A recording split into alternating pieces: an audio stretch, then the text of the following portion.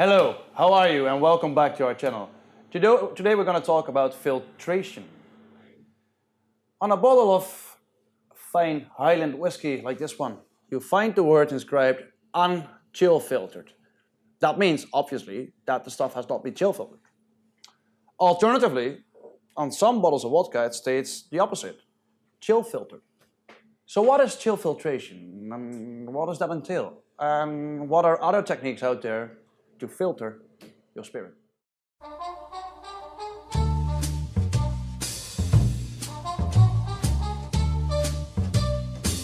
Filtration in general is a process that removes the last unwanted particles from the spirit. Normally, cold filters are being used to that effect, but chill filtration goes a step further than that. The type of filtration doesn't only remove the last unwanted particles, but also, to a degree, some of the color and the flavor of it. Vodka, for instance, uses chill filtration a lot though, because vodka, of course, is supposed to be as clean and pure as possible.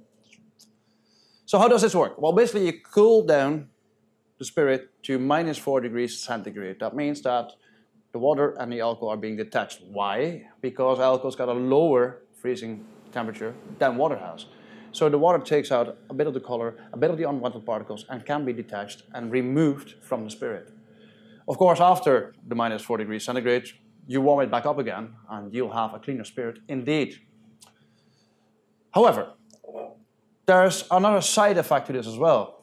Often, industrial producers of spirits actually strive to get themselves a clean and consistent, pure spirit. That means that they would indeed turn to chill filtration as stated before, but that may also means that if you add ice to it, which I would not recommend, but if you add ice to it, that actually the spirit remains clear and doesn't become cloudy. Alternatively, some spirit distillers are actually going for the other way. They're more striving for authenticity and they actually want that cloudiness to appear. So if you have yourselves an unchill filtered whiskey like this one, and you would walk out in winter and just be out there for probably 15 minutes, you would see your whiskey slowly becoming a little cloudy. Now that's completely natural. If you would go back in again, you would see that the whiskey indeed clears up again. So it's all up to you. It's all up to the master distillers at the end of the day. And that is basically how do you filter your spirit so that you get the spirit that it was designed to be.